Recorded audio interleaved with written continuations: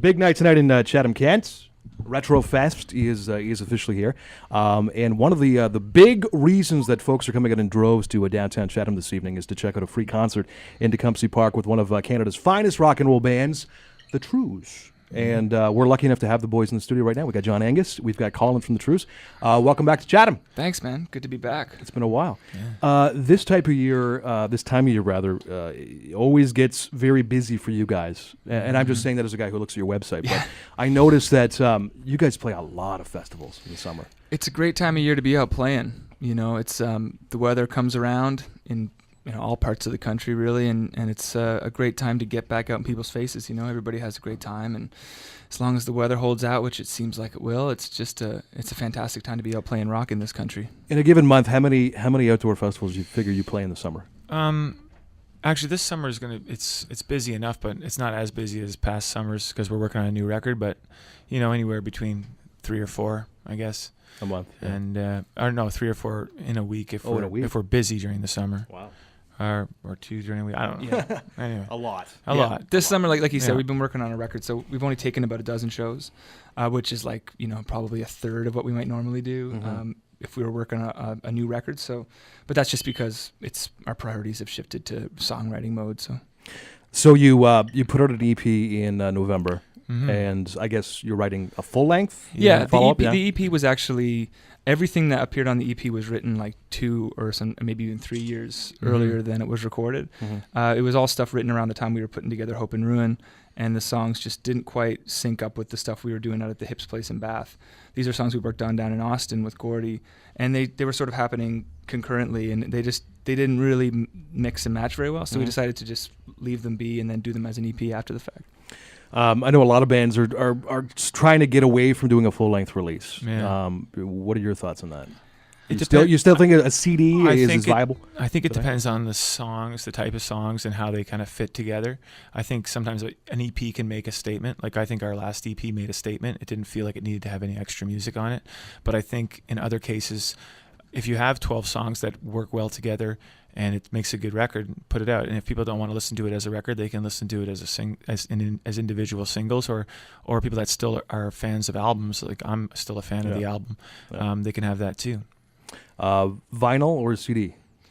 I mean, vinyl sounds better. I mean, I think that's I want to do cassette tape because that was like what I grew up with. It's like the new generation kids these days, but the new generation they don't know what it's like. Like you used to save up all your money to go down to the record store and buy that tape, and that tape would last you 2 months. Still have my old tapes. Everybody that's under the age of 25 that's listening right now thinks we're speaking Japanese. Well, I'm like 19. I don't understand what you guys are talking about. My Corolla in the parking lot has a tape deck in it. Does it really? Yeah, I wow. still use it all the time. We're lucky enough today too, not only to have the Trews in the studio, but also have a whole pile of guests. I think this is the first time in a while that we've had a studio audience. So can we hear them? Can you guys make your presence known? We got a good we're not lying. So I asked a couple of them to ask questions. So Ashley, do you want to come up and ask your question? Do you need this, or do you remember what you asked?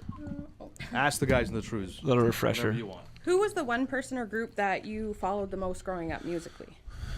I think everybody in the band might answer that differently. For me, it's like the Beatles was. I got into my parents' record collection at a pretty young age, and that was the band that I just couldn't get enough of, and I don't think that's ever worn off, actually. Yeah, I really liked the early 90s alternative scene. Kind of spoke to me at the time, and and there was like we grew up part of our childhood in St. John's, Newfoundland, and there was a really, really vibrant independent scene happening there at the time. So there was these local bands like Hardship Post and bands that maybe people haven't heard of, but they were really a big influence on me when I was like in early high school or grade 9. My only aim is to please you. Yeah, good reference, man. Yeah.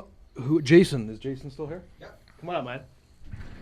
Jason had a couple of questions for you guys too. You can either read it or just, if you remember the question, you can ask him. Oh, yeah. You wrote it. Well, first and foremost, man, I think you guys are awesome. Thanks, to be here. So, anyways, out of all your songs, which one has the most meaning, or which one do you guys like performing the most in concert in front of people, and will you be playing that song tonight? Want to go? Yeah, I think it changes for me, like maybe every show. It just depends on whatever song kind of takes off that night and kind of connects the most with the audience. I mean, obviously there's really emotionally powerful tunes like Highway of Heroes that always mean a lot to me. I always liked playing the song Hope and Ruin. There's some kind of epic quality to that song that always kind of takes over the song. So it'd be, probably those two songs are the most meaningful. And then there's always just the fun drinking rock songs. I like to do that too. Can't forget about those. Yeah, they're important. I would say these days I really like playing Oblivion from our EP. It's been like since we put it out, it's been in every show, and it always has an energy that I love. Mm-hmm. Awesome. Thanks, guys. Cheers. Aaron, you want to come up? Sure. We'll let Aaron ask a question too. What I got is, what are the chances of you guys adding some Take What You Can to tonight's set? Wow. I'd say very close to 0. For those of you who don't know, that's a good reference. That showed up on an EP we put out before our first album. Our label issued it, and I don't even think we played it very much back then. But wow, you're showing your bona fides right there by bringing that one up. I wanted to ask you too before we let you guys go. The Kid Rock cruise. Yeah. Did you guys? I heard a lot about it. Did you actually do it? I don't Or did you- remember anything about that cruise. I chilled the most. It was like a bunch of bands going out on the ocean and playing shows pretty much 24 hours a day in different stages on a cruise ship. And obviously Kid Rock was the main kind of headliner guy. Right. And but there was other really great bands, Shooter Jennings and Lucas Nelson and Trombone Shorty. We played. It was fun. It was very a lot of debate. It's exactly what you'd think would happen with a bunch of rock fans and a bunch of rock bands in the middle of the ocean, Especially with rock and roll and booze. Rock. I mean, it's been said before, but Kid Rock is the real deal. We've toured with him a few times, and it's like he's not just singing it; he's living it. 24/7, and he's a real fun guy to hang with, and he goes hard. Did he ask you guys to come or? Yeah. We toured with him in Nice. Canada back in May, June of 2011, and we hit it off. And he's just probably the best live front man going. I mean, I think he's one of the best performers going. Nice. Yeah. Very cool stuff. We're talking to John Angus and Colin, of course, from the Trews, the big show tonight in Chatham-Tecumseh Park. 9 o'clock, I believe, and there's a couple of opening acts. Yeah. Do you guys do a lot of these free outdoor shows? Like, are you ready for a group of people who maybe, let's say 30-20% of them maybe have never heard your stuff before, like ever? Yeah. You know what? That's an interesting challenge, because there's going to be it's a nice combination of diehard fans, like people who want to hear us, so take what you can. And but then you're right, a bunch of virgin ears, that don't know what we're up to. So it's like a nice way to stay on your toes, We've always done that, like for Canada Day gigs and stuff. Like we did one last year in Kitchener, and it was like lots and lots and lots of people showed up, and I'm sure the first bunch of rows knew everything, but then there was all the people in the back, and you kind of have to try to reach for them all the time too. It's like that combination between playing something that's going to appeal to the people that have seen you 20 times, Exactly. and then also appealing to the people that have heard you for the first time or hearing you for the first time. Since you're playing at a classic car event, do you guys care about cars at all? Are you car guys? We thought why is it called Retrofest? That's my question. Anybody know the answer to that? Why is it called Retrofest? It's actually a quiz.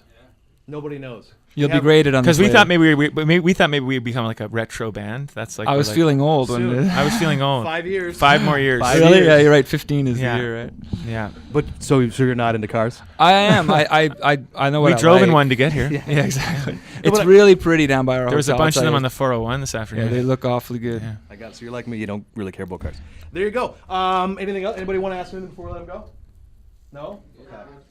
Okay. I ask him how important it is for the records now. Like before, it used to be gold and platinum records were like trophies for. Sure. Now with all the piracy and stuff, is that really more for your records? Not very much money off that anymore. We I think that Tons, yeah. record sales are going down. I mean, that's just like a sign of the times, but the industry has yet to really catch up.